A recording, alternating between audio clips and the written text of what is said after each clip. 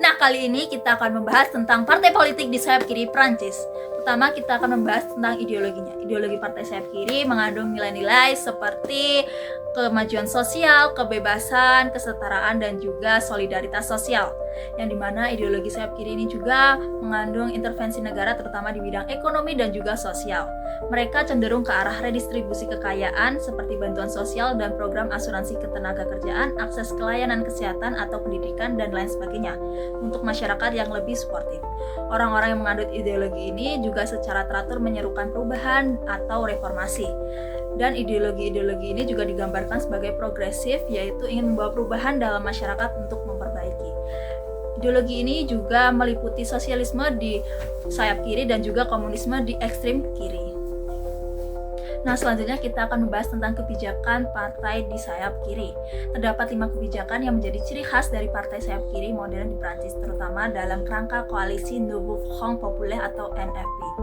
Yang pertama yaitu kebijakan pajak progresif dan redistribusi kekayaan, yang dimana merencanakan pengembalian wealth tax yang sebelumnya telah dihapus serta pengenalan pajak baru pada excess profits perusahaan besar dan peningkatan kontribusi sosial untuk golongan berpenghasilan tinggi. Yang juga pajak pendapatan progresif ini mengandung 14 bracket tarif yang lebih adil dengan kenaikan pajak untuk 10% pendapatan tertinggi. Kebijakan yang selanjutnya yaitu perlindungan sosial dan jaminan pengangguran, yang dimana dimaksudkan pembatalan formasi jaminan pengangguran yang kontroversial serta kembali pada sistem sebelumnya dengan perlindungan lebih kuat. Dan juga gaji minimum dinaikkan 14% menjadi 1.600 euro per bulan, gaji dan pensiun disesuaikan dengan inflasi.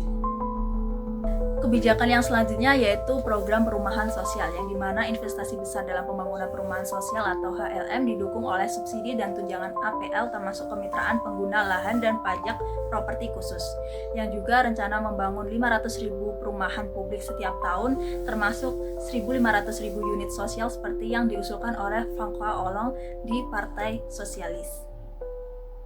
Kebijakan yang selanjutnya yaitu dekarbonasi ekonomi dan transisi ekologis, yang dimana komitmen pencapaian carbon neutrality pada 2050 dan investasi tahunan 60 miliar euro untuk melawan perubahan iklim, dan juga rencana moratorium pada mega bendungan, peralihan energi hijau, dan pengembalian alih perusahaan strategis seperti EDF dan juga JDF.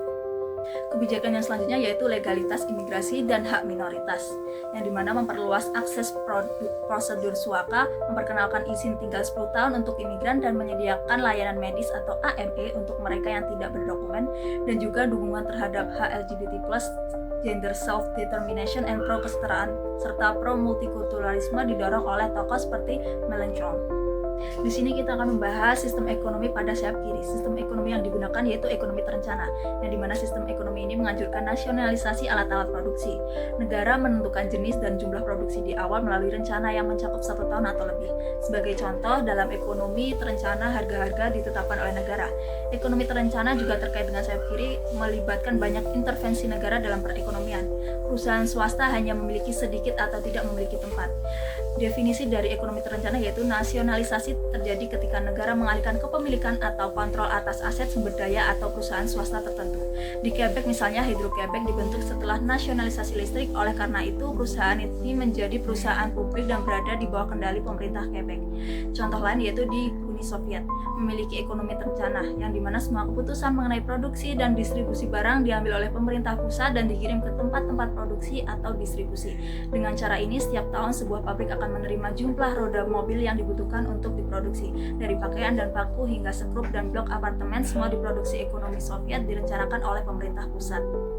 Selanjutnya kita akan membahas partai-partai di sayap kiri dan juga di ekstrem kiri. Di sayap kiri ada 3 kelompok. Yang pertama yaitu Union de la Gauche, koalisi kiri yang mencakup terutama La France Insoumise, Partai Sosialis, Parti Communiste Français, Les Ecologistes, dan Partai Anti-Kapitalis Baru atau Le Nouveau Parti Anti-Kapitalis. Koalisi ini juga dikenal sebagai Front Populaire Baru atau Nouveau Front Populaire. Yang kedua yaitu Les Ecologistes atau ECO, sebelumnya dikenal sebagai Europe Ecologie Les Verts atau EELV, yang dipimpin oleh Marine Tondelier. Partai ini memprioritaskan pelindungan lingkungan, meskipun hampir semua partai kini mengklaim mendukung kebijakan penghijauan. Kelompok yang ketiga yaitu di Vert Gauche atau kiri yang lainnya, mencakup kandidat-kandidat yang mengaku berhaluan kiri namun tidak bergabung dalam partai manapun. Selanjutnya yaitu partai di ekstrem gauche. Yang pertama yaitu di Vert Gauche atau kiri yang lainnya. Kelompok ini juga digunakan untuk menyebut para pembelot dari partai-partai kiri yang menolak bergabung atau telah dikeluarkan dari Union de la Gauche. Contohnya yaitu Alexis Corbière atau mantan dari La France Insoumise atau LFI. Kelompok yang kedua yaitu Lutte Ouvrière yang dikategorikan sebagai ekstrem gauche, nama umum dari Union Komunis atau Trotskiste.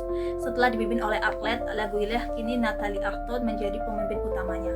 Kelompok yang ketiga yaitu Nouveau Parti Anti-Kapitalis, juga dikategorikan sebagai ekstrem gauche. Beberapa kandidat maju sebagai independen di bawah label NPA yang merupakan partai kiri ekstrem.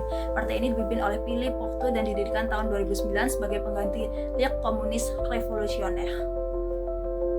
Selanjutnya kita akan membahas tokoh-tokoh terkenal dari partai sayap kiri. Yang pertama ada Jean-Luc Mélenchon yang lahir pada 19 Agustus 1951, mantan senator, menteri pendidikan vokasional tahun 2000 sampai 2002, yang kini juga pendiri dan pemimpin dari La France Insoumise, figur sentral koalisi Nouveau Front Populaire, partai terbesar dalam aliansi kiri dan memenangkan kursi parlemen pada Juli 2024. Tokoh yang selanjutnya yaitu Olivier Faure. Olivier Faure ini lahir 18 Agustus 1968 yang menjabat sebagai First Secretary dari Partai Sosialis sejak April 2018 dan salah satu tokoh yang membuat Partai Sosialis kembali relevan melalui aliansi kiri untuk pemilu 2022. Tokoh yang selanjutnya yaitu Fabien Roussel dari Parti Komunis Français, lahir 16 April 1969 yang memimpin Parti Komunis Français sebagai Sekretaris Nasional sejak November 2018 dan juga mantan anggota Majelis Nasional dari tahun 2017 sampai 2024 dan merupakan kandidat presiden tahun 2022 yang berperingkat ke-8. Tokoh yang selanjutnya yaitu Marine Tondelier dari Les Ecologistes atau Partai Penghijauan, lahir 23 Agustus 1986 dan terpilih sebagai Sekretaris Nasional EELV atau sekarang Les Ecologistes pada Desember 2022 dan menjadi figur penting dalam koalisi kiri pasca pemilu 2024. Tokoh yang selanjutnya yaitu Philippe Poutou dari Nouveau Parti Anti-Kapitalis, lahir 14 Maret 1967, yang merupakan mantan pekerja pabrik Ford dan serikat, kini kandidat dari NPA dalam beberapa pemilu dari tahun 2012, 2017, dan 2022, yang dimana fokus pada anti-kapitalisme dan seruan Let's Not Profits. Tokoh yang selanjutnya yaitu Nathalie Arthaud dari Lutte Ouvrière, lahir 23 Februari 1970, yang merupakan guru ekonomi sekaligus juru bicara utama Lutte Ouvrière sejak 2008, pernah menjadi kandidat presiden pada tahun 2012, 2017, dan 2022, dan meraih sekitar 0,5% suara dengan platform pro-nasionalisasi dan pro-pekerja. Sekian penjelasan dari Partai Sayap Kiri.